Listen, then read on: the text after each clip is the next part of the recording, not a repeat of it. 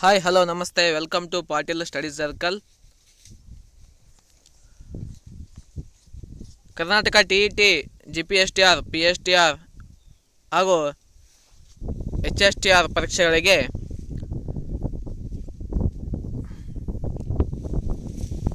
ಉಪಯೋಗವಾಗುವಂತಹ ವಿಜ್ಞಾನದ ತರಗತಿಗಳನ್ನು ನಾವು ನಮ್ಮ ಈ ಪಾಟೀಲ್ ಸ್ಟಡಿ ಸರ್ಕಲ್ ಯೂಟ್ಯೂಬ್ ಚಾನಲ್ನಲ್ಲಿ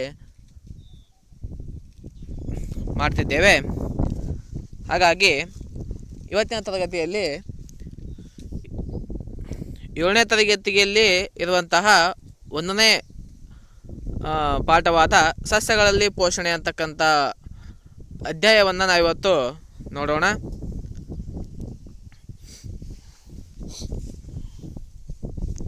ಈ ಅಧ್ಯಾಯ ಮುಗಿದ ನಂತರ ಇದರಲ್ಲಿ ಕೇಳುವಂತಹ ಪ್ರಮುಖವಾದ ಪ್ರಶ್ನೋತ್ತರಗಳ ಚರ್ಚೆಯನ್ನು ನಾವು ಮಾಡ್ತಾ ಹೋಗೋಣ. ಹಾಗಾಗಿ ಮೊದಲು ನಾವು ಈ ಪಾಠವನ್ನು ತಿಳ್ಕೊಳ್ಳೋಣ. ನೋಡ್ರಿ, ಸಸ್ಯಗಳಲ್ಲಿ ಪೋಷಣೆ. ಹಾಗಾದರೆ ಈ ಭೂಮಿ ಮೇಲೆ ಇರ್ತಕ್ಕಂಥ ಎಲ್ಲ ಜೀವಿಗಳು ಕೂಡ ಬದುಕುವುದಕ್ಕೆ ಆಹಾರ ಅಂತಕ್ಕಂಥದ್ದು ಬಹಳ ಮುಖ್ಯವಾದಂಥ ಅಂಶವಾಗಿದೆ. ನಾವು ಆಹಾರ ಇಲ್ಲದೆ ಜೀವನವನ್ನು ಮಾಡುವುದು ಬಹಳ ಕಷ್ಟವಾಗುತ್ತದೆ. ಎಲ್ಲ ಜೀವಿಗಳು ಕೂಡ ಆಹಾರ ಅಂತಕ್ಕಂಥದ್ದು ತುಂಬ ಅವಶ್ಯಕ, ಹೌದಾ? ಹಾಗಾದರೆ ಈ ಆಹಾರದಲ್ಲಿ ಕಾರ್ಬೋಹೈಡ್ರೇಟ್, ಪ್ರೋಟೀನ್, ಕೊಬ್ಬು, ವಿಟಮಿನ್ ಮತ್ತು ಖನಿಜಗಳು ಇವೆಲ್ಲ ಕೂಡಿ ಈ ಆಹಾರದಲ್ಲಿ ಇವೆಲ್ಲ ಕೂಡ ಆಹಾರದ ಒಂದು ಘಟಕಗಳಾಗಿರ್ತವೆ, ಹೌದಾ? ನೋಡ್ರಿ, ಕಾರ್ಬೋಹೈಡ್ರೇಟ್, ಪ್ರೋಟೀನ್, ಕೊಬ್ಬು, ವಿಟಮಿನ್ ಮತ್ತು ಖನಿಜಗಳು ಆಹಾರದ ಘಟಕಗಳು. ಆಹಾರದ ಈ ಘಟಕಗಳನ್ನು ನಾವು ಪೋಷಕಗಳು, ನ್ಯೂಟ್ರಿಯೆಂಟ್ಸ್ ಅಂತ ಕರಿತೀವಿ. ಆಹಾರದಲ್ಲಿರ್ತಕ್ಕಂಥ ಕಾರ್ಬೋಹೈಡ್ರೇಟ್, ಪ್ರೋಟೀನ್, ಕೊಬ್ಬು, ವಿಟಮಿನ್ ಮತ್ತು ಖನಿಜಗಳನ್ನು ನಾವು ಪೋಷಕಗಳು, ನ್ಯೂಟ್ರಿಯೆಂಟ್ಸ್ ಅಂತ ಕರಿತೀವಿ. ಇವು ಕೂಡ ನಮ್ಮ ದೇಹಕ್ಕೆ ಅತ್ಯಂತ ಅವಶ್ಯಕವಾದಂತಹ ಘಟಕಗಳು.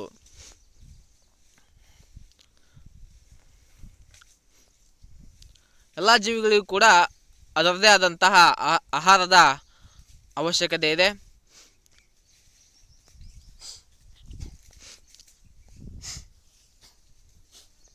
ಅದೇ ರೀತಿಯಲ್ಲಿ ಸಸ್ಯಗಳು ತಮ್ಮ ಆಹಾರವನ್ನು ತಾವೇ ತಯಾರಿಸಿಕೊಳ್ಳಬಲ್ಲಂತಹ ಶಕ್ತಿಯನ್ನು ಹೊಂದಿದ್ದು, ಆದರೆ ಮಾನವನು ಮತ್ತು ಪ್ರಾಣಿಗಳು ತಮ್ಮ ಆಹಾರವನ್ನು ತಾವೇ ತಯಾರಿಸಿಕೊಳ್ಳಲು ಸಾಧ್ಯವಿಲ್ಲ. ಅದೇ ರೀತಿ ಅವುಗಳು ತಮ್ಮ ಆಹಾರಕ್ಕಾಗಿ ಸಸ್ಯ ಮತ್ತು ಸಸ್ಯಗಳ ಉತ್ಪನ್ನಗಳ ಮೇಲೆ ಅವಲಂಬನೆಯಾಗಿರೋದನ್ನು ನಾವು ಈ ಪ್ರಪಂಚದಲ್ಲಿ ಕಾಣಬಹುದು.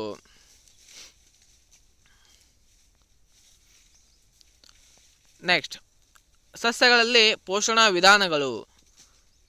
ನೋಡ್ರಿ, ನೀರು, ಕಾರ್ಬನ್ ಡೈಆಕ್ಸೈಡ್ ಮತ್ತು ಖನಿಜಗಳನ್ನು ಉಪಯೋಗಿಸಿಕೊಂಡು ತಮಗಾಗಿ ಆಹಾರ ತಯಾರಿಸಿಕೊಳ್ಳಬಲ್ಲ ಜೀವಿಗಳೆಂದರೆ ಅವು ಸಸ್ಯಗಳು ಮಾತ್ರ.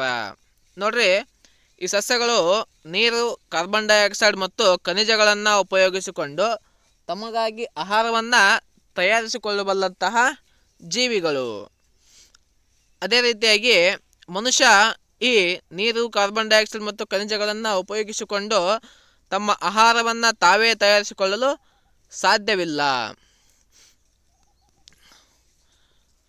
ನೆಕ್ಸ್ಟ್, ಇದಕ್ಕೆ ಅಗತ್ಯವಿರುವಂಥ ಕಚ್ಚಾ ವಸ್ತುಗಳು ಅವುಗಳ ಸುತ್ತಲಿನ ಪರಿಸರದಲ್ಲಿ ಇರುತ್ತವೆ. ನೋಡ್ರಿ, ಈ ಸಸ್ಯಗಳು ತಮ್ಮ ಆಹಾರವನ್ನು ತಾವೇ ತಯಾರಿಸಿಕೊಳ್ಳಲು ಬೇಕಾದಂತಹ ಕಚ್ಚಾ ವಸ್ತುಗಳು ಈ ನಮ್ಮ ಸುತ್ತಮುತ್ತಲಿನ ಪರಿಸರದಲ್ಲಿ ಅವುಗಳಿಗೆ ದೊರೆಯುತ್ತವೆ.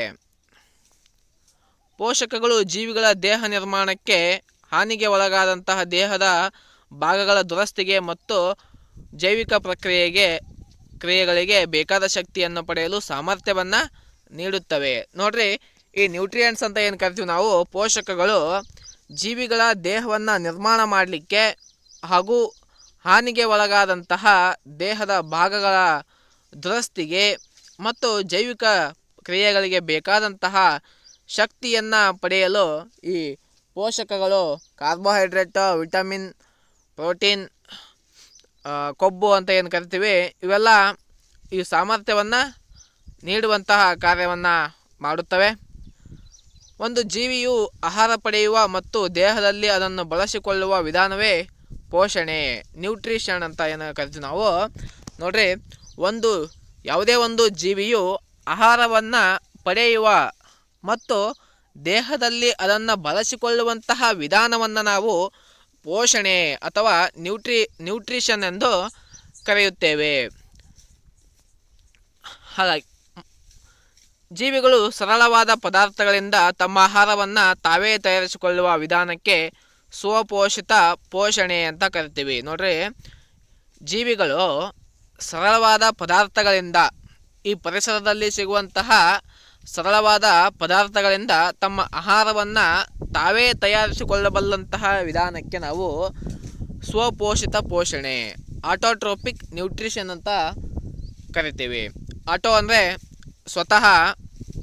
ಸ್ವಂತ ಅಂತ, ಟ್ರೋಪೋಸ್ ಅಂದರೆ ಪೋಷಣೆ, ಅಂದರೆ ಸ್ವಂತ ಪೋಷಣೆಯನ್ನು ಮಾಡಿಕೊಳ್ಳುವಂತಹ ಒಂದು ವಿಧಾನಕ್ಕೆ ಸ್ವಪೋಷಿತ ಪೋಷಣೆ ಅಂತ ನಾವಿಲ್ಲಿ ಕರಿತಾ ಹೋಗ್ತೇವೆ. ನೆಕ್ಸ್ಟ್, ಆದ್ದರಿಂದ ಸಸ್ಯಗಳಿಗೆ ಸ್ವಪೋಷಕ ಆಟೋಟ್ರೋಪ್ಸ್ಗಳೆಂದು ಕರೆಯಲಾಗುತ್ತದೆ. ನೋಡ್ರಿ, ಸಸ್ಯಗಳು ಏನು ಮಾಡ್ತವೆ, ತಮಗೆ ಬೇಕಾದಂತಹ ಆಹಾರವನ್ನು ನೈಸರ್ಗಿಕವಾಗಿ ತಾವೇ ತಯಾರಿಸಿಕೊಳ್ಳುವಂತಹ ಶಕ್ತಿ ಸಾಮರ್ಥ್ಯವನ್ನು ಹೊಂದಿದ್ದು, ಅವುಗಳಿಗೆ ನಾವೇನಂತೀವಿ, ಸಸ್ಯಗಳಿಗೆ ಸ್ವಪೋಷಕಗಳು ಆಟೋಟ್ರೋಪ್ಸ್ಗಳೆಂದು ಕರಿತೇವೆ. ಪ್ರಾಣಿಗಳು ಮತ್ತು ಹೆಚ್ಚಿನ ಇತರ ಜೀವಿಗಳು ಸಸ್ಯಗಳಿಂದ ತಯಾರಿಸಲ್ಪಟ್ಟ ಆಹಾರವನ್ನು ಪಡೆದುಕೊಳ್ಳುತ್ತವೆ. ಅವುಗಳಿಗೆ ಪರಪೋಷಕಗಳು ಎಂದು ಕರೆಯುತ್ತೇವೆ. ನೋಡ್ರಿ, ಈ ಮಾನವರು ಮತ್ತು ಪ್ರಾಣಿಗಳು ಸಸ್ಯಗಳಿಂದ ತಯಾರಿಸಲ್ಪಟ್ಟ ಆಹಾರವನ್ನು ನಾವೇನು ಮಾಡ್ತೀವಿ, ಪಡೆದುಕೊಳ್ತೇವೆ. ಹಾಗಾಗಿ ನಮ್ಮನ್ನೇನಂತ ಕರಿತೀವಿ, ಪರಪೋಷಕಗಳು ಅಥವಾ ಹೆಟೆರೋಟ್ರೋಪ್ಸ್ ಅಂತ ಕರೆಯಲಾಗ್ತದೆ. ನೋಡ್ರಿ, ಸಸ್ಯಗಳು ಸ್ವಪೋಷಕಗಳು, ಮಾನವ ಮತ್ತು ಪ್ರಾಣಿಗಳು ಪರಪೋಷಕಗಳು.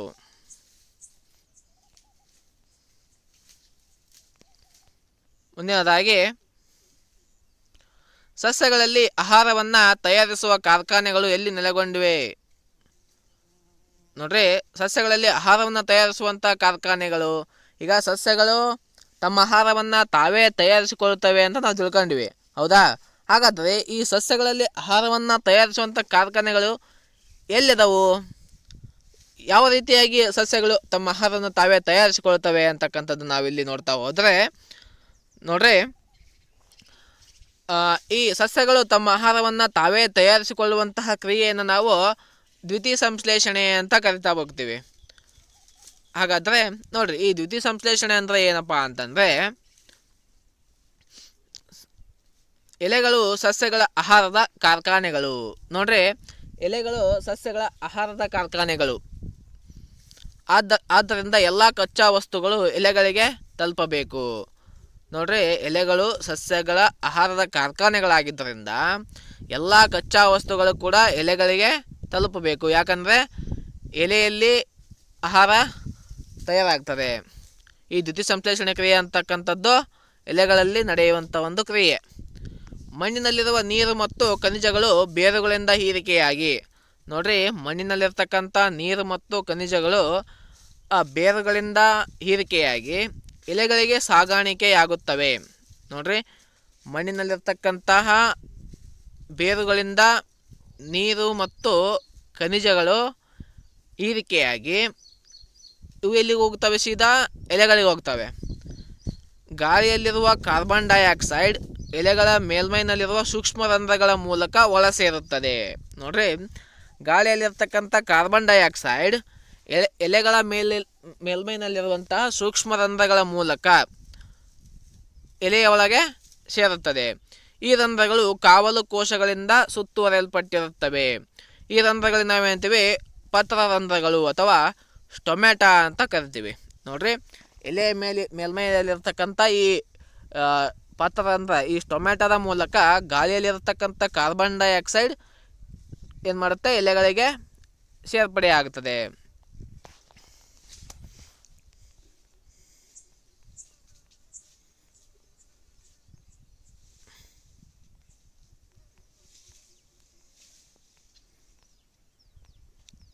ನೆಕ್ಸ್ಟ್ ನೋಡ್ರಿ, ಬೇರು, ಕಾಂಡ, ರೆಂಬೆಗಳು ಮತ್ತು ಎಲೆಗಳ ಮೂಲಕ ಹಾದು ಹೋಗುವ ಕೊಳವೆಗಳಂತಹ ವೆಜಲ್ಗಳ ಮೂಲಕ ನೀರು ಮತ್ತು ಖನಿಜಗಳು ಎಲೆಗಳಿಗೆ ಸಾಗಾಣಿಕೆಯಾಗುತ್ತವೆ. ನೋಡ್ರಿ, ಬೇರು, ಕಾಂಡ, ರೆಂಬೆಗಳು ಮತ್ತು ಎಲೆಗಳ ಮೂಲಕ ಹಾದು ಹೋಗುವ ಕೊಳವೆಗಳಂತಹ ನಾಳಗಳ ಮೂಲಕ ಅಥವಾ ವೆಜಲ್ಸ್ಗಳ ಮೂಲಕ ನೀರು ಮತ್ತು ಖನಿಜಗಳು ಎಲೆಗಳಿಗೆ ಸಾಗಾಣಿಕೆಯಾಗುತ್ತವೆ. ಪೋಷಕಗಳು ಎಲೆಯನ್ನು ತಲುಪಲು ಬೇಕಾದಂತಹ ನಿರಂತರ ಮಾರ್ಗವನ್ನು ಅವು ನಿರ್ಮಿಸುತ್ತವೆ. ಎಲೆಗಳು ಕ್ಲೋರೋಫಿಲ್ ಅಥವಾ ಪತ್ರಹರಿತ್ತು ಎಂಬ ಹಸಿರು ವರ್ಣಿಕೆಯನ್ನು ಹೊಂದಿರುತ್ತವೆ. ನೋಡ್ರಿ, ಎಲೆಗಳು ಹಸಿರಾಗಿರಲು ಕಾರಣ ಏನಂತ ಕೇಳ್ತಾರೆ. ಎಲೆಯಲ್ಲಿರ್ತಕ್ಕಂಥ ಕ್ಲೋರೋಫಿಲ್ ಅಥವಾ ಪತ್ರಹರಿತನ್ನು ನಾವು ಏನಂತೀವಿ, ಎಲೆ ಹಸಿರಾಗಿರಲು ಕಾರಣವಾದಂತಹ ವಸ್ತು. ಸೂರ್ಯನ ಬೆಳಕಿನಲ್ಲಿರುವ ಶಕ್ತಿಯನ್ನು ಹಿಡಿದಿಟ್ಟುಕೊಳ್ಳಲು ಅದು ಎಲೆಗಳಿಗೆ ಸಹಾಯ ಮಾಡುತ್ತದೆ. ನೋಡ್ರಿ, ಈ ಕ್ಲೋರೋಫಿಲ್ ಅಂತಕ್ಕಂಥದ್ದು ಸೂರ್ಯನ ಬೆಳಕಿನಲ್ಲಿರುವಂತಹ ಶಕ್ತಿಯನ್ನು, ಸೌರಶಕ್ತಿಯನ್ನು ಹಿಡಿದಿಟ್ಟುಕೊಳ್ಳಲು ಎಲೆಗಳಿಗೆ ಸಹಾಯ ಮಾಡುವಂತಹ ಕೆಲಸವನ್ನು ಈ ಕ್ಲೋರೋಫಿಲ್ ಅಂತಕ್ಕಂಥದ್ದು ಮಾಡ್ತದೆ. ಈ ಶಕ್ತಿಯು ಕಾರ್ಬನ್ ಡೈಆಕ್ಸೈಡ್ ಮತ್ತು ನೀರಿನಿಂದ ಆಹಾರವನ್ನು ಸಂಶ್ಲೇಷಿಸಲು ಬಳಕೆಯಾಗುತ್ತದೆ. ನೋಡ್ರಿ, ಈ ಶಕ್ತಿ ಏನಾಗುತ್ತೆ, ಸೌರಶಕ್ತಿ ಅಂತಕ್ಕಂಥದ್ದು ಕಾರ್ಬನ್ ಡೈಆಕ್ಸೈಡ್ ಮತ್ತು ನೀರಿನಿಂದ ಆಹಾರವನ್ನು ಸಂಶ್ಲೇಷಿಸಲು ಬಳಕೆಯಾಗ್ತದೆ. ಸೂರ್ಯನ ಬೆಳಕಿನಲ್ಲಿ ಆಹಾರ ಸಂಶ್ಲೇಷಣೆ ನಡೆಯುವುದರಿಂದ ಇದಕ್ಕೆ ದ್ಯುತಿ ಸಂಶ್ಲೇಷಣೆ ಅಂತ ಕರಿತೀವಿ. ನೋಡ್ರಿ ದ್ಯುತಿ ಸಂಶ್ಲೇಷಣೆಯನ್ನು ನಾವು ಫೋಟೋಸಿಂಥೆಸಿಸ್ ಎಂದು ಕರಿತೇವೆ. ಹಾಗಾದರೆ ಫೋಟೋ ಅಂದರೆ ಬೆಳಕು, ಲೈಟ್ ಅಂತ, ಸಿಂಥೆಸಿಸ್ ಅಂದರೆ ಸಂಶ್ಲೇಷಣೆ, ತಯಾರಿಸುವುದು ಅಂತಕ್ಕಂಥದ್ದಾಗುತ್ತೆ. ಹಾಗಾದರೆ ದ್ಯುತಿ ಸಂಶ್ಲೇಷಣೆ ಅಂದರೆ ಬೆಳಕಿನಲ್ಲಿ ತಯಾರಿಸುವುದು. ನೋಡ್ರಿ, ಸಸ್ಯಗಳ ಬೆಳಕನ್ನು ಉಪಯೋಗಿಸಿಕೊಂಡು ತಮ್ಮ ಆಹಾರವನ್ನು ತಾವೇ ತಯಾರಿಸಿಕೊಳ್ಳುವಂಥ ಪ್ರಕ್ರಿಯೆಯನ್ನು ನಾವು ದ್ಯುತಿ ಸಂಶ್ಲೇಷಣೆ ಅಂತ ಕರಿತೀವಿ. ಹಸಿರು ಸಸ್ಯಗಳು ವಾತಾವರಣದಲ್ಲಿರ್ತಕ್ಕಂಥ ಕಾರ್ಬನ್ ಡೈಆಕ್ಸೈಡ್ ಮತ್ತು ಸೂರ್ಯನಿಂದ ಸಿಗುವಂತಹ ಬೆಳಕನ್ನು ಉಪಯೋಗಿಸಿಕೊಂಡು ಮತ್ತು ಬೇರಿನ ಮೂಲಕ ಮಣ್ಣಿನಲ್ಲಿರ್ತಕ್ಕಂಥ ನೀರು ಮತ್ತು ಖನಿಜಾಂಶಗಳನ್ನು ಹೀರಿಕೊಂಡು ತಮ್ಮ ಆಹಾರವನ್ನು ತಾವೇ ತಯಾರಿಸಿಕೊಳ್ಳುವಂಥ ಪ್ರಕ್ರಿಯೆಯನ್ನು ನಾವು ದ್ಯುತಿ ಸಂಶ್ಲೇಷಣೆ ಅಂತ ಕರಿತೀವಿ. ಹೌದಾ? ಸೌರಶಕ್ತಿಯು ಎಲ್ಲ ಜೀವಿಗಳಿಗೂ ಶಕ್ತಿಯ ಮೂಲ ಆಕಾರವಾಗಿದೆ. ನೋಡ್ರಿ, ನಮ್ಮ ಈ ಇಡೀ ನಮ್ಮ ಪ್ರಪಂಚದಲ್ಲಿ ಸೌರಶಕ್ತಿಯು ಎಲ್ಲ ಜೀವಿಗಳಿಗೂ, ನಮ್ಮ ಭೂಮಿಯ ಮೇಲೆ ಸೌರಶಕ್ತಿಯು ಎಲ್ಲ ಜೀವಿಗಳಿಗೂ ಕೂಡ ಶಕ್ತಿಯ ಮೂಲ ಆಕಾರವಾಗಿದೆ. ಹಾಗಾದರೆ ಈ ಒಂದು ದ್ಯುತಿ ಸಂಶ್ಲೇಷಣೆ ಕ್ರಿಯೆ ಇಲ್ಲ ಅಂದಿದ್ರೆ, ಈ ಪ್ರಕ್ರಿಯೆ ನಡೆದೇ ಇಲ್ಲಪ್ಪ ಅಂದ್ರೆ ನಾವು ಆಹಾರವನ್ನು ಯಾವುದರ ಮೂಲಕ ಪಡಿತಾ ಇದ್ವಿ? ನೋಡಿ, ಈ ಹಸಿರು ಸಸ್ಯಗಳು ದ್ಯುತಿ ಸಂಶ್ಲೇಷಣೆ ಕ್ರಿಯೆಯನ್ನು ನಡೆಸುವುದರಿಂದ ಮಾತ್ರ ನಾವು ಆಹಾರವನ್ನು ಪಡೆದುಕೊಳ್ಳಲು ಸಾಧ್ಯ. ಇಲ್ಲ ಅಂದರೆ ನಾವು ಯಾವುದೇ ಮೂಲದಿಂದ ಕೂಡ ಆಹಾರವನ್ನು ಪಡೆಯೋದಕ್ಕೆ ಸಾಧ್ಯವೇ ಆಗ್ತಿರಲಿಲ್ಲ. ಮತ್ತು ಈ ಸಸ್ಯಗಳು ದ್ಯುತಿ ಸಂಶ್ಲೇಷಣೆ ಕ್ರಿಯೆ ನಡೆಸುವುದರಿಂದ ಕಾರ್ಬನ್ ಡೈಆಕ್ಸೈಡನ್ನು ಸಸ್ಯಗಳು ತೆಗೆದುಕೊಂಡು ನಮಗೆ ಆಕ್ಸಿಜನ್ ಬಿಡುವುದರಿಂದ ನಾವು ಅದೇ ಆಕ್ಸಿಜನನ್ನು ಉಸಿರಾಟ ಮಾಡಿ ನಾವಿವತ್ತು ಜೀವಿಸ್ತಾ ಇದ್ದೇವೆ. ನೋಡ್ರಿ, ದ್ಯುತಿ ಸಂಶ್ಲೇಷಣೆ ಅಂತಕ್ಕಂಥದ್ದು ಈ ಭೂಮಿಯ ಮೇಲೆ ಎಂತಹ ಒಂದು ಪ್ರಮುಖ ಪಾತ್ರವನ್ನು ವಹಿಸ್ತದಪ್ಪ ಅಂತಂದರೆ, ನಮಗೆ ಎಲ್ಲ ಜೀವಿಗಳಿಗೂ ಕೂಡ ಬೇಕಾದಂತಹ ಆಹಾರವನ್ನು ಒದಗಿಸ್ತದೆ ಮತ್ತು ಆ ಜೀವಿಗಳು ಬದುಕಲಿಕ್ಕೆ ಅವಶ್ಯವಾಗಿ ಬೇಕಾಗಿರ್ತಕ್ಕಂಥ ಆಕ್ಸಿಜನನ್ನು ಕೂಡ ಈ ಸಸ್ಯಗಳು ನಮಗೆ ಒದಗಿಸುತ್ತವೆ. ಹಾಗಾಗಿ ದ್ಯುತಿ ಸಂಶ್ಲೇಷಣೆ ಇಲ್ಲದೆ ಈ ಭೂಮಿಯ ಮೇಲೆ ಜೀವಿಗಳ ಇರುವಿಕೆಯನ್ನು ನಾವು ಊಹಿಸಿಕೊಳ್ಳಲು ಸಾಧ್ಯವಿರುತ್ತದಿಲ್ಲ. ನೆಕ್ಸ್ಟ್, ಎಲೆಗಳ ಜೊತೆ ಸಸ್ಯದ ಇತರ ಹಸಿರು ಭಾಗಗಳಲ್ಲಿ, ಹಸಿರು ಕಾಂಡಗಳು ಮತ್ತು ಹಸಿರು ರೆಂಬೆಗಳಲ್ಲಿಯೂ ಕೂಡ ದ್ಯುತಿ ಸಂಶ್ಲೇಷಣೆ ನಡೆಯುತ್ತದೆ. ಮರುಭೂಮಿಯ ಸಸ್ಯಗಳಲ್ಲಿ ಬಾಷ್ಪ ವಿಸರ್ಜನೆಯಿಂದ ಆಗುವ ನೀರಿನ ನಷ್ಟವನ್ನು ತಡೆಯಲು ಮುಳ್ಳಿನಂಥ ಎಲೆಗಳಿವೆ. ಈ ಸಸ್ಯಗಳಲ್ಲಿ ದ್ಯುತಿ ಸಂಶ್ಲೇಷಣೆ ನಡೆಸಲು ಹಸಿರು ಕಾಂಡಗಳಿವೆ. ನೋಡ್ರಿ, ನಾವು ಈಗ ದ್ಯುತಿ ಸಂಶ್ಲೇಷಣೆ ಅಂತಕ್ಕಂಥದ್ದು ಸಸ್ಯಗಳ ಎಲೆಗಳಲ್ಲಿ ನಡೆಯುತ್ತವೆ ಅಂತ ಓದಿದ್ವಿ. ಹಾಗಾದರೆ ಒಂದೊಂದು ಸಸ್ಯಗಳಲ್ಲಿ ಎಲೆಗಳೇ ಇರುವುದಿಲ್ಲ, ಬರೀ ಕಾಂಡಗಳು ಮಾತ್ರ ಇರ್ತವೆ. ಅಂಥ ಒಂದು ಸಸ್ಯಗಳಲ್ಲಿ ದ್ಯುತಿ ಸಂಶ್ಲೇಷಣೆ ನಡೆಯುತ್ತೋ ಇಲ್ಲ ಅಂತಕ್ಕಂಥದ್ದು ನಮಗೆ ಒಂದು ಅನುಮಾನ. ಹಾಗಾಗಿ ಅಂತಹ ಹಸಿರು ಕಾಂಡಗಳಲ್ಲಿ ಕೂಡ ದ್ಯುತಿ ಸಂಶ್ಲೇಷಣೆ ಅಂತಕ್ಕಂಥದ್ದು ನಡೆಯುತ್ತದೆ. ಯಾಕಂದರೆ ಅಲ್ಲಿ ಎಲೆಗಳು ಇರುವುದಿಲ್ಲ. ಆ ಎಲೆಗಳ ಒಂದು ಕೆಲಸವನ್ನು ಈ ಕಾಂಡದ ರೂಪದಲ್ಲಿರ್ತಕ್ಕಂಥ ಹಸಿರು ಕಾಂಡದ ಎಲೆಗಳ ಕೆಲಸವನ್ನು ಈ ಕಾಂಡಗಳು ಆಹಾರ ತಯಾರಿಸುವಂಥ ಕೆಲಸವನ್ನು ಮಾಡುತ್ತವೆ. ನೆಕ್ಸ್ಟ್, ದ್ಯುತಿ ಸಂಶ್ಲೇಷಣೆ ಪ್ರಕ್ರಿಯೆಯಲ್ಲಿ ಕ್ಲೋರೋಫಿಲ್ ಹೊಂದಿರುವ ಎಲೆಗಳ ಜೀವಕೋಶಗಳು ಸೂರ್ಯನ ಬೆಳಕಿನಲ್ಲಿ ಕಾರ್ಬನ್ ಡೈಆಕ್ಸೈಡ್ ಮತ್ತು ನೀರನ್ನು ಉಪಯೋಗಿಸಿಕೊಂಡು ಕಾರ್ಬೋಹೈಡ್ರೇಟ್ಗಳನ್ನು ಸಂಶ್ಲೇಷಿಸುತ್ತವೆ. ಈ ಪ್ರಕ್ರಿಯೆಯನ್ನು ಈ ಕೆಳಗಿನ ಸಮೀಕರಣದ ಮೂಲಕ ನಾವು ಸೂಚಿಸಬಹುದು. ನೋಡ್ರಿ, ಕಾರ್ಬನ್ ಡೈಆಕ್ಸೈಡ್ ಪ್ಲಸ್ ನೀರು, ಸೂರ್ಯನ ಬೆಳಕು ಮತ್ತು ಕ್ಲೋರೋಫಿಲ್ನ ಸಹಾಯದಿಂದ ಇವು ಕಾರ್ಬೋಹೈಡ್ರೇಟ್ ಮತ್ತು ಆಕ್ಸಿಜನನ್ನು ಬಿಡುಗಡೆ ಮಾಡ್ತದೆ.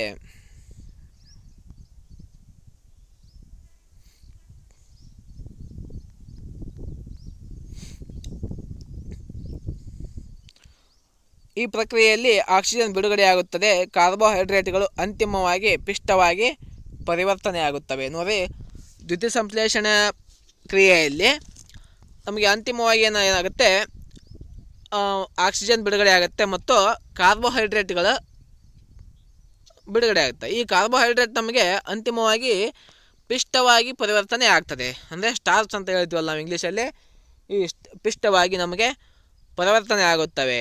ಎಲೆಗಳಲ್ಲಿರುವ ಪಿಷ್ಟವು ದ್ಯುತಿ ಸಂಶ್ಲೇಷಣೆ ಉಂಟಾಗಿದೆ ಎಂಬುದನ್ನು ಸೂಚಿಸುತ್ತದೆ. ಪಿಷ್ಟವು ಕೂಡ ಒಂದು ಕಾರ್ಬೋಹೈಡ್ರೇಟ್ ಆಗಿದೆ.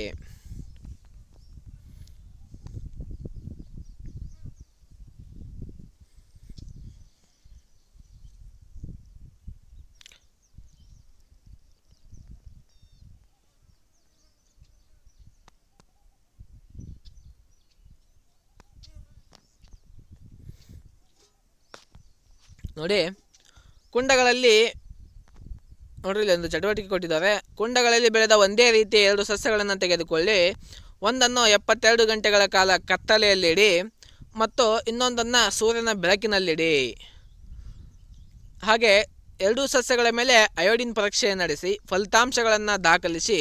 ಮೊದಲು ಕತ್ತಲೆಯಲ್ಲಿ ಇಟ್ಟ ಕುಂಡವನ್ನು 3-4 ದಿನಗಳವರೆಗೆ ಸೂರ್ಯನ ಬೆಳಕಿನಲ್ಲಿಡಿ ಮತ್ತು ಎಲೆಗಳಿಗೆ ಪುನಃ ಅಯೋಡಿನ್ ಪರೀಕ್ಷೆ ನಡೆಸಿ. ನಿಮ್ಮ ವೀಕ್ಷಣೆಗಳನ್ನು ನೋಟ್ಬುಕ್ನಲ್ಲಿ ದಾಖಲಿಸಿ ಅಂತ ಒಂದು ಚಟುವಟಿಕೆಯನ್ನು ಕೊಟ್ಟಿದ್ದಾರೆ. ಹಾಗಾದರೆ ಇಲ್ಲಿ ಏನಾಗುತ್ತಪ್ಪ ಅಂತ ನೋಡ್ರಿ, ಹಸಿರಲ್ಲದ ಎಲೆಗಳಲ್ಲೂ ಕ್ಲೋರೋಫಿಲ್ ಇರುತ್ತದೆ. ನೋಡ್ರಿ, ಹಸಿರು ಅಲ್ಲದ ಕೆಲವೊಂದು ಎಲೆಗಳಲ್ಲಿ ಕೂಡ ಕ್ಲೋರೋಫಿಲ್ ಅಂತಕ್ಕಂಥದ್ದು ಇರುತ್ತದೆ. ಹೆಚ್ಚು ಪ್ರಮಾಣದ ಕೆಂಪು, ಕಂದು ಮತ್ತು ಇತರ ವರ್ಣಕಗಳು ಹಸಿರು ಬಣ್ಣವನ್ನು ಮರೆ ಮಾಡಿರುತ್ತವೆ. ನೋಡ್ರಿ, ಅಲ್ಲಿ ಕ್ಲೋರೋಫಿಲ್ ಅಂತಕ್ಕಂಥದ್ದು ಇರುತ್ತೆ.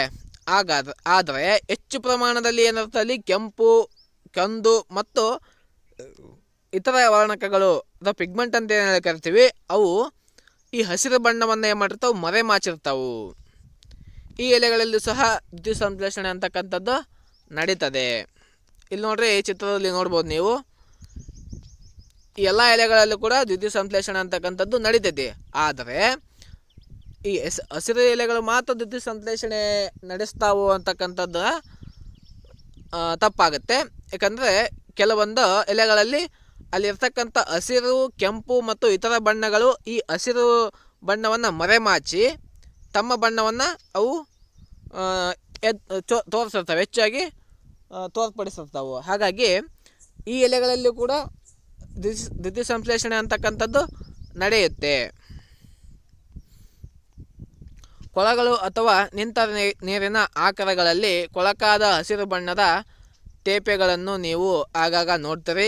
ಇವು ಸಾಮಾನ್ಯವಾಗಿ ಶೈವಲ, ಅಲ್ಗೆಗಳೆಂಬ ಜೀವಿಗಳ ಬೆಳವಣಿಗೆಯಿಂದ ಉಂಟಾಗಿರುತ್ತವೆ. ಶೈವಲಗಳು ಏಕೆ ಹಸಿರು ಬಣ್ಣದಲ್ಲಿರುತ್ತವೆ ಎಂಬುದನ್ನು ನೀವು ಊಹಿಸಬಲ್ಲರಾ? ಹಸಿರು ಬಣ್ಣ ನೀಡುವ ಕ್ಲೋರೋಫಿಲ್ಗಳನ್ನು ಅವು ಹೊಂದಿರುತ್ತವೆ. ಶೈವಲಗಳು ಅದು ಕೂಡ ದ್ಯುತಿ ಸಂಶ್ಲೇಷಣೆಯಿಂದ ತಮ್ಮ ಸ್ವಂತ ಆಹಾರವನ್ನು ತಯಾರಿಸಿಕೊಳ್ಳುತ್ತವೆ.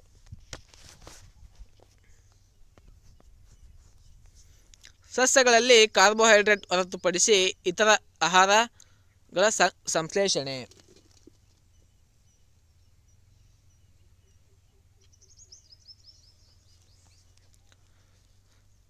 ಸಸ್ಯಗಳು ದ್ಯುತಿ ಸಂಶ್ಲೇಷಣಾ ಪ್ರಕ್ರಿಯೆಯ ಮೂಲಕ ಕಾರ್ಬೋಹೈಡ್ರೇಟ್ಗಳನ್ನು ಸಂಶ್ಲೇಷಿಸುತ್ತವೆ ಅಂತ ನಾವೀಗ ತಿಳ್ಕೊಂಡ್ವಿ. ಕಾರ್ಬೋಹೈಡ್ರೇಟ್ಗಳು ಕಾರ್ಬನ್, ಹೈಡ್ರೋಜನ್ ಮತ್ತು ಆಕ್ಸಿಜನ್ಗಳಿಂದ ಮಾಡಲ್ಪಟ್ಟಿದೆ. ನೋಡ್ರಿ, ಈ ಕಾರ್ಬೋಹೈಡ್ರೇಟ್ ಅಂತಕ್ಕಂಥದ್ದು ಕಾರ್ಬನ್, ಹೈಡ್ರೋಜನ್ ಮತ್ತು ಆಕ್ಸಿಜನ್ಗಳಿಂದ ಮಾಡಲ್ಪಟ್ಟಿವೆ.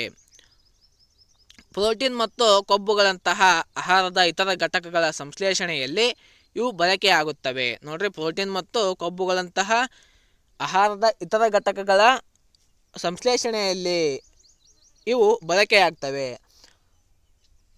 ಆದರೆ ಪ್ರೋಟೀನ್ಗಳು ನೈಟ್ರೋಜನ್ ಹೊಂದಿರುವ ನೈಟ್ರೋಜನ್ ಯುಕ್ತ ವಸ್ತುಗಳು. ನೋಡ್ರಿ, ಪ್ರೋಟೀನ್ಗಳು ನೈಟ್ರೋಜನ್ ಹೊಂದಿರುವಂತಹ ನೈಟ್ರೋಜನ್ ಯುಕ್ತ ವಸ್ತುಗಳು. ಸಸ್ಯಗಳು ನೈಟ್ರೋಜನನ್ನು ಎಲ್ಲಿಂದ ಪಡಿತಾವು? ಹಾಗಾದರೆ ನೋಡ್ರಿ, ಸಸ್ಯಗಳು ನೈಟ್ರೋಜನ್ನ ಎಲ್ಲಿಂದ ಪಡಿತಾವು? ಗಾಳಿಯಲ್ಲಿ ಅನಿಲ ರೂಪದ ನೈಟ್ರೋಜನ್ ಹೆಚ್ಚಾಗಿದೆ, ಹೌದಾ? ನೋಡ್ರಿ, ಗಾಳಿಯಲ್ಲಿ ಅನಿಲ ರೂಪದ ನೈಟ್ರೋಜನ್ ಅತಿ ಹೆಚ್ಚಾಗಿದೆ. ಆದರೆ ಈ ನೈಟ್ರೋಜನ್ನನ್ನು ಸಸ್ಯಗಳು ಹೀರಿಕೊಳ್ಳಲು ಸಾಧ್ಯವಿಲ್ಲ. ಮಣ್ಣಿನಲ್ಲಿರುವ ನಿರ್ದಿಷ್ಟ ಬ್ಯಾಕ್ಟೀರಿಯಾಗಳು ಅನಿಲ ರೂಪದ ನೈಟ್ರೋಜನನ್ನು ಸಸ್ಯಗಳು ಬಳಸಬಲ್ಲಂತಹ ರೂಪಕ್ಕೆ ಪರಿವರ್ತನೆ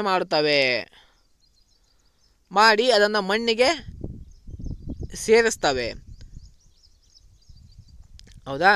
ನೋಡ್ರಿ, ಗಾಳಿಯಲ್ಲಿ ಅನಿಲ ರೂಪದ ನೈಟ್ರೋಜನ್ ಅತಿ ಹೆಚ್ಚಾಗೈತಿ. ಆದರೆ ಆ ನೈಟ್ರೋಜನನ್ನು ಸಸ್ಯಗಳು ಹೀರಿಕೊಳ್ಳಲು ಸಾಧ್ಯವಿಲ್ಲ. ಹಾಗಾದರೆ ಈಗ ಸಸ್ಯಗಳಿಗೆ ಏನು ಮಾಡಬೇಕು? ಮಣ್ಣಿನಲ್ಲಿರುವಂತಹ ನಿರ್ದಿಷ್ಟ ಬ್ಯಾಕ್ಟೀರಿಯಾಗಳು ಅನಿಲ ರೂಪದ ವಾತಾವರಣದಲ್ಲಿರ್ತಕ್ಕಂಥ ಅನಿಲ ರೂಪದ ನೈಟ್ರೋಜನನ್ನು ಸಸ್ಯಗಳು ಬಳಸಬಲ್ಲ ರೂಪಕ್ಕೆ ಪರಿವರ್ತನೆ ಮಾಡಿ ಆ ನೈಟ್ರೋಜನನ್ನು ಮಣ್ಣಿಗೆ ಬಿಡುಗಡೆ ಮಾಡ್ತವೆ. ಮಣ್ಣಿನಲ್ಲಿ ಬಿಡುಗಡೆ ಮಾಡಿ ನಂತರ ಇವುಗಳನ್ನು ಈ ಮಣ್ಣಿನಲ್ಲಿ ಬಿಡುಗಡೆ ಮಾಡಿರ್ತಕ್ಕಂಥ ನೈಟ್ರೋಜನನ್ನು ಸಸ್ಯಗಳು ನೀರಿನೊಂದಿಗೆ ಆ ನೈಟ್ರೋಜನನ್ನು ಹೀರಿಕೊಳ್ಳುತ್ತವೆ. ನೈಟ್ರೋಜನ್ ಯುಕ್ತ ಗೊಬ್ಬರವನ್ನು ರೈತರು ಮಣ್ಣಿಗೆ ಸೇರಿಸುವುದನ್ನು ಕೂಡ ಅಲ್ಲಿ ಕೂಡ ನೈಟ್ರೋಜನ್ ಯುಕ್ತ ಗೊಬ್ಬರವನ್ನು ಮಣ್ಣಿಗೆ ಸೇರಿಸುವುದರಿಂದ ಕೂಡ ಸಸ್ಯಗಳು ಆ ನೈಟ್ರೋಜನನ್ನು ಪಡೆಯುತ್ತವೆ.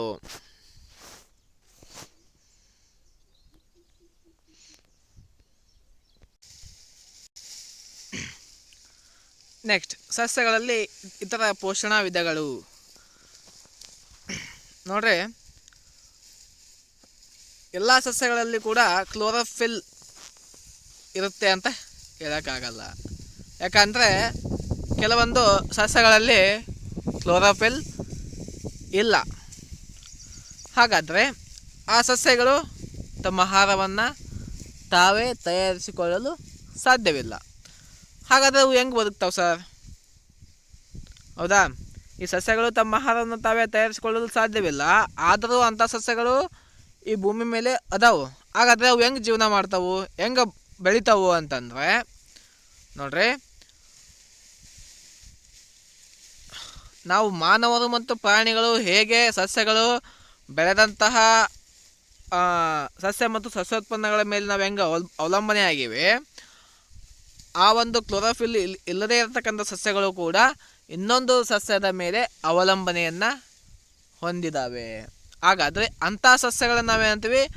ಪರಪೋಷಿತ ಪೋಷಣಾ ವಿಧಾನ ಅಂತ ಕರಿತೀವಿ ನಾವು, ಹೌದಾ? ನೋಡ್ರಿ, ಸಸ್ಯಗಳು ಬೇರೆ ಸಸ್ಯಗಳು ತಯಾರಿಸಿದ ಆಹಾರದ ಮೇಲೆ ಅವಲಂಬಿತವಾಗಿವೆ. ಅಂಥವುಗಳನ್ನು ನಾವು ಪರಪೋಷಿತ ಪೋಷಣಾ ವಿಧಾನ, ಹೆಟೆರೋಟ್ರೋಪಿಕ್ ನ್ಯೂಟ್ರಿಷನ್ ಅಂತ ಕರಿತೀವಿ. ನೋಡ್ರಿ, ಈ ಚಿತ್ರದಲ್ಲಿ ನಿಮ್ಗೆ ಕಾಣ್ಬೋದು, ಆ ಹಸಿರು ಸಸ್ಯದ ಮೇಲೆ ಕೆಲವೊಂದಿಷ್ಟು ಹಳದಿ ಬಣ್ಣದ ಸಸ್ಯ ಕಾಣ್ತಾ ಇದೆ, ಹೌದಾ? ಅದನ್ನು ನಾವೇನಂತೀವಿ? ಗಸ್ಕ್ಯೂಟಾ ಅಂತ ಕರಿತೀವಿ, ಹೌದಾ? ಈ ಹಸಿರು ಸಸ್ಯಗಳ ಮೇಲೆ ಈ ಹಳದಿ ಬಣ್ಣದ ಒಂದು ದಾರದಂತಹ ಎಳೆಗಳನ್ನು ನಾವು ನೋಡ್ಬೋದು. ಇದನ್ನು ನಾವು ಗಸ್ಕ್ಯೂಟಾ ಅಂತ ಕರಿತೀವಿ. ಇದು ಮರದ ಕಾಂಡ ಮತ್ತು ರೆಂಬೆಗಳ ಸುತ್ತಕೊಂಡಿರ್ತದೆ. ಈ ಸಸ್ಯ ಕ್ಲೋರೋಫಿಲ್ಲನ್ನು ಹೊಂದಿಲ್ಲ. ಹಾಗಾಗಿ ಆ ಹಸಿರು ಸಸ್ಯಗಳ ಮೂಲಕ ಅದಕ್ಕೆ ಬೇಕಾದಂತಹ ಆಹಾರವನ್ನು ಪಡೆದುಕೊಂಡು ತನ್ನ ಬೆಳವಣಿಗೆಯನ್ನು ತಾನು ವೃದ್ಧಿಸಿಕೊಳ್ಳುತ್ತದೆ. ಹಾಗಾದರೆ ಈ ಗಸ್ಕ್ಯೂಟಾ ಸಸ್ಯಗೆ ಮೇಲೇರಲು ಸಹಾಯ ಮಾಡುವಂತಹ ಸಸ್ಯಗೆ ನಾವು ಆತಿಥೇಯ ಸಸ್ಯ ಅಂತ ಕರಿತೀವಿ. ಹೋಸ್ಟ್ ಅಂತ ಕರಿತೀವಿ ಅಥವಾ ಆತಿಥೇಯ ಸಸ್ಯ ಅಂತ ನಾವು ಕರಿತೀವಿ. ಈ ಆತಿಥೇಯ ಸಸ್ಯದಿಂದ ಉಪಯುಕ್ತ ಪೋಷಕಗಳನ್ನು ಅದು ಕಸಿದುಕೊಳ್ಳುವುದರಿಂದ ಕಸ್ಕುಟ ಸಸ್ಯಕ್ಕೆ ನಾವು ಪರಾವಲಂಬಿ ಎನ್ನುತ್ತೇವೆ, ಪ್ಯಾರಾಸೈಟ್ ಅಂತ ಕರಿತೀವಿ. ನೋಡ್ರಿ, ತನಗೆ ಬೇಕಾದಂತಹ ಪೋಷಕಾಂಶಗಳನ್ನು ಇತರ ಸಸ್ಯಗಳಿಂದ ಇದು ಪಡೆದುಕೊಂಡು ತಾನು ಬೆಳೆಯುವುದಕ್ಕೆ ಇದಕ್ಕೆ ಏನಂತೀವಿ, ಪರಾವಲಂಬಿ ಅಥವಾ ಪ್ಯಾರಾಸೈಟ್ ಎಂದು ಕರಿತೇವೆ.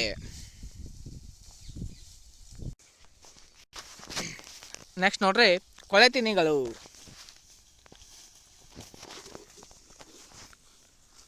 ನೋಡ್ರಿ, ನಾವು ಒಂದು ಬ್ರೆಡ್ಡಿನ ಚೂರನ್ನು ತೆಗೆದುಕೊಂಡು ಅದನ್ನು ನೀರಿನಲ್ಲಿ ಒದ್ದೆ ಮಾಡಿ ಅದನ್ನು ಬೆಚ್ಚಗಿನ ತೇವಭರಿತ ಸ್ಥಳದಲ್ಲಿಟ್ಟು 3-4 ದಿನ ಬಿಟ್ಟು ನೋಡಿದಾಗ ಅದರ ಮೇಲೆ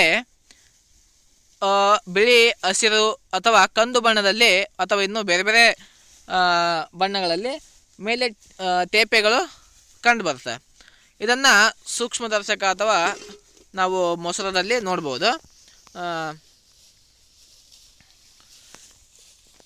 ಆ ಬ್ರೆಡ್ಡಿನ ಮೇಲೆ ಈ ಬ್ರೆಡ್ಡಿನ ಮೇಲೆ ಬೆಳೆದಿರ್ತಕ್ಕಂಥ ಆ ಒಂದು ವಸ್ತುವಿಗೆ ನಾವು ಆ ಜೀವಿಗಳಿಗೆ ಶಿಲೀಂಧ್ರಗಳು ಅಥವಾ ಫಂಗೈ ಎಂದು ಕರಿತೀವಿ. ಅವು ಬೇರೆಯದೇ ಆದ ಪೋಷಣಾ ವಿಧಾನವನ್ನು ಹೊಂದಿವೆ. ಆ ಬ್ರೆಡ್ಡಿನಿಂದ ಪೋಷಕಗಳನ್ನು ಹೀರಿಕೊಳ್ಳುತ್ತವೆ. ಸತ್ತ ಮತ್ತು ಕೊಳೆಯುತ್ತಿರುವ ವಸ್ತುವಿನಿಂದ ಜೀವಿಗಳು ಪೋಷಕಗಳನ್ನು ಪಡೆದುಕೊಳ್ಳುವ ಈ ಪೋಷಣಾ ವಿಧಾನಕ್ಕೆ ಕೊಳೆತಿನಿ ಪೋಷಣೆ ಅಂತ ಕರಿತೀವಿ. ಸ್ಯಾಪ್ರೋಪ್ಯಾಟ್ರೋಪಿಕ್ ನ್ಯೂಟ್ರಿಷನ್. ನೋಡ್ರಿ, ಏನಾಗುತ್ತೆ ಇಲ್ಲಿ, ಸತ್ತ ಮತ್ತು ಕೊಳೆಯುತ್ತಿರುವ ವಸ್ತುವಿನಿಂದ ಜೀವಿಗಳು ಪೋಷಕಗಳನ್ನು ಪಡೆದುಕೊಳ್ಳುವ ಈ ಪೋಷಣಾ ವಿಧಾನಕ್ಕೆ ಕೊಳೆತಿನಿ ಪೋಷಣೆ ಎಂದು ಕರೆಯುವರು. ಕೊಳೆತಿನಿ ಪೋಷಣಾ ವಿಧಾನ ಅನುಸರಿಸುವಂತಹ ಜೀವಿಗಳಿಗೆ, ಈ ಕೊಳೆತಿನಿ ಪೋಷಣೆಯನ್ನು ಅನುಸರಿಸುವಂತಹ ಜೀವಿಗಳಿಗೆ ಕೊಳೆತಿನಿಗಳು ಎಂದು ಕರಿತೇವೆ. ನೋಡ್ರಿ, ಬಿಸಿ ಮತ್ತು ಅರ್ಧ ಹವಾಮಾನದಲ್ಲಿ ತುಂಬ ಸಮಯದವರೆಗೆ ಇಟ್ಟಿರುವಂಥ ಉಪ್ಪಿನಕಾಯಿ, ಬಟ್ಟೆ, ಚರ್ಮ ಮತ್ತು ವಸ್ತುಗಳ ಮೇಲೆ ಶಿಲೀಂಧ್ರಗಳು ಬೆಳಿತಾವು.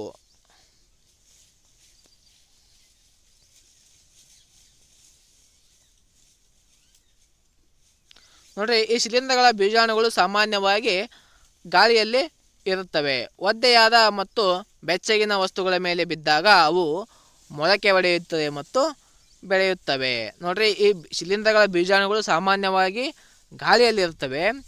ಒದ್ದೆಯಾದ ಮತ್ತು ಬೆಚ್ಚಗಿನ ವಸ್ತುಗಳ ಮೇಲೆ ಈ ಬೀಜಾಣುಗಳು ಬಿದ್ದಾಗ ಅಲ್ಲಿ ಮೊಳಕೆ ಒಡೆದು ಬೆಳೆಯುವಂತಹ ಪ್ರಕ್ರಿಯೆ ಇಲ್ಲಿ ಆರಂಭ ಆಗುತ್ತೆ. ಕೆಲವು ಜೀವಿಗಳು ಒಟ್ಟಾಗಿ ಜೀವಿಸ್ತವೆ ಮತ್ತು ಆಶ್ರಯ ಹಾಗೂ ಪೋಷಕಗಳನ್ನು ಹಂಚಿಕೊಳ್ಳುತ್ತವೆ.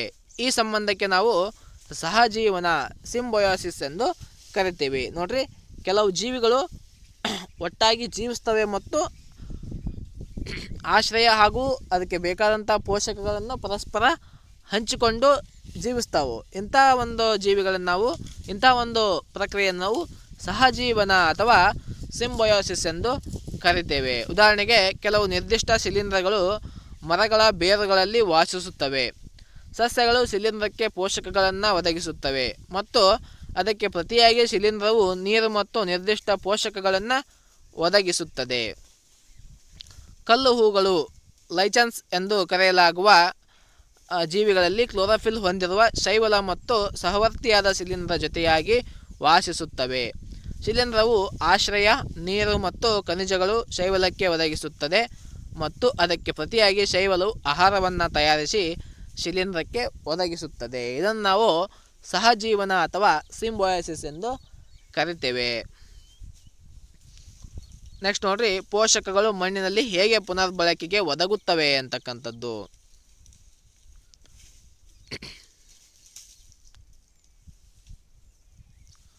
ನೋಡ್ರಿ, ಗೊಬ್ಬರ ಅಥವಾ ರಸಗೊಬ್ಬರಗಳನ್ನು ನಾವು ಹೊಲಕ್ಕೆ ಹಾಕ್ತೀವಿ, ಹೌದಾ? ಯಾಕೆ ಹಾಕ್ತೀವಪ್ಪ? ಖನಿಜ ಮತ್ತು ಪೋಷಕಗಳನ್ನು ಸಸ್ಯಗಳು ಮಣ್ಣಿನಿಂದ ಹೀರಿಕೊಳ್ಳುತ್ತವೆ, ಹೌದಾ? ಖನಿಜ ಮತ್ತು ಪೋಷಕಗಳನ್ನು ಸಸ್ಯಗಳು ಮಣ್ಣಿನಿಂದ ಹೀರಿಕೊಳ್ಳುತ್ತವೆ. ಆದ್ದರಿಂದ ಮಣ್ಣಿನಲ್ಲಿ ಅವುಗಳ ಪ್ರಮಾಣ ಇಳಿಮುಖವಾಗತೊಡಗುತ್ತದೆ, ಹೌದಾ? ನೈಟ್ರೋಜನ್, ಪೊಟ್ಯಾಷಿಯಂ, ಫಾಸ್ಫರಸ್ ಇತ್ಯಾದಿ ಸಸ್ಯ ಪೋಷಕಗಳು ರಸಗೊಬ್ಬರ ಮತ್ತು ಗೊಬ್ಬರಗಳಲ್ಲಿರುತ್ತವೆ. ನೋಡ್ರಿ, ನೈಟ್ರೋಜನ್, ಪೊಟ್ಯಾಷಿಯಂ, ಫಾಸ್ಫರಸ್ ಇತ್ಯಾದಿ ಸಸ್ಯಗಳನ್ನು ಪೋಷಣೆ ಮಾಡ್ತಕ್ಕಂಥ ರಸಗೊಬ್ಬರಗಳು ಸಸ್ಯಗಳನ್ನು ಪೋಷಣೆ ಮಾಡ್ತಕ್ಕಂಥವು ಎಲ್ಲಿರ್ತಾವೆ? ರಸಗೊಬ್ಬರ ಮತ್ತು ಗೊಬ್ಬರದಲ್ಲಿರ್ತಾವೆ.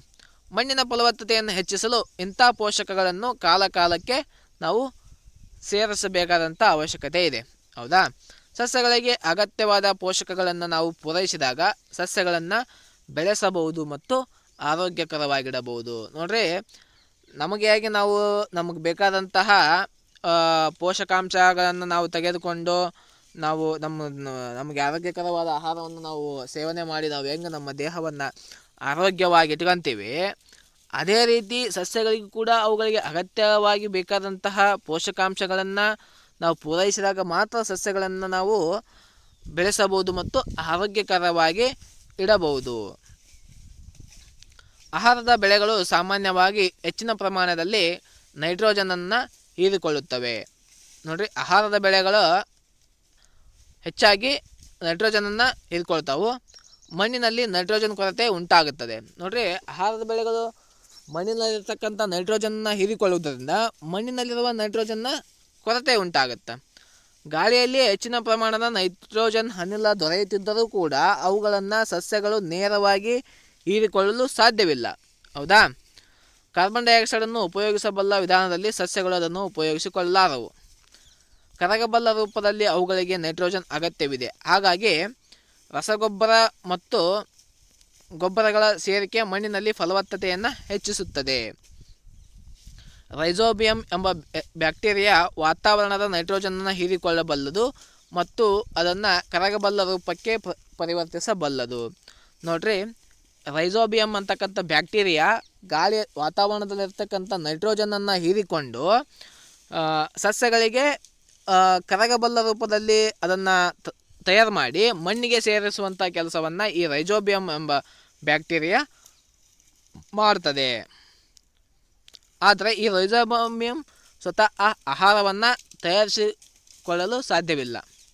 ಆದ್ದರಿಂದ ಅದು ಕಡಲೆ, ಬಟಾಣಿ, ಹೆಸರು, ಬೀನ್ಸ್ ಮತ್ತು ಇತರ ದ್ವಿದಳ ಧಾನ್ಯಗಳ ಬೇರಿನಲ್ಲಿ ವಾಸಿಸುತ್ತದೆ ಮತ್ತು ಅವುಗಳಿಗೆ ನೈಟ್ರೋಜನನ್ನು ಒದಗಿಸುತ್ತದೆ. ಇದಕ್ಕೆ ಪ್ರತಿಯಾಗಿ ಸಸ್ಯಗಳು ಆಹಾರ ಮತ್ತು ಆಶ್ರಯವನ್ನು ಬ್ಯಾಕ್ಟೀರಿಯಾಗಳಿಗೆ ಒದಗಿಸುತ್ತದೆ.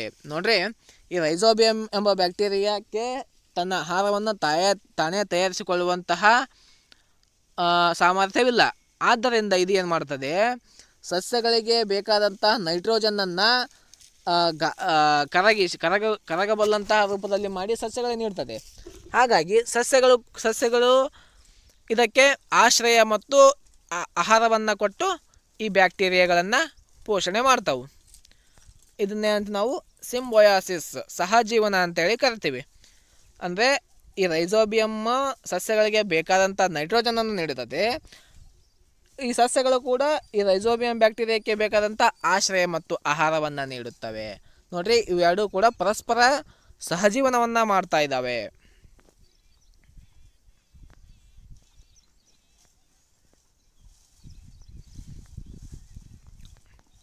ಓಕೆ, ಇಲ್ಲಿವರೆಗೆ ನಾವು ಸಸ್ಯಗಳ ಪೋಷಣೆ ಬಗ್ಗೆ ತಿಳ್ಕೊಂಡಿದ್ದೀವಿ. 7ನೇ ತರಗತಿಯ ಮೊದಲನೇ ಅಧ್ಯಾಯ. ನಾವು ಈ ಮುಂದಿನ ತರಗತಿಯಲ್ಲಿ ಈ ಅಧ್ಯಾಯಕ್ಕೆ ಸಂಬಂಧಿಸಿದಂತೆ ಬಹು ಆಯ್ಕೆ ಪ್ರಶ್ನೆಗಳನ್ನು ಮುಂದಿನ ಪರೀಕ್ಷೆಗಳಲ್ಲಿ ಯಾವ ರೀತಿ ಕೇಳಬಹುದು, ಯಾವ್ಯಾವ ಪ್ರಶ್ನೆಗಳನ್ನು ಈಗಾಗಲೇ ಹಿಂದಿನ ಪರೀಕ್ಷೆಗಳಲ್ಲಿ ಕೇಳಿದ್ದಾರೆ ಅಂತಕ್ಕಂಥದ್ದನ್ನು ನೋಡ್ತಾ ಹೋಗೋಣ. ಈ ತರಗತಿ ನಿಮಗೆ ಇಷ್ಟವಾಗಿದ್ದರೆ ಲೈಕ್ ಮಾಡಿರಿ, ಶೇರ್ ಮಾಡಿ, ಹಾಗೆ ನಮ್ಮ ಚಾನಲನ್ನು ಸಬ್ಸ್ಕ್ರೈಬ್ ಮಾಡುವುದನ್ನು ಮರಿಬೇಡಿ ಅಂತ ಹೇಳ್ತಾ ಧನ್ಯವಾದಗಳು.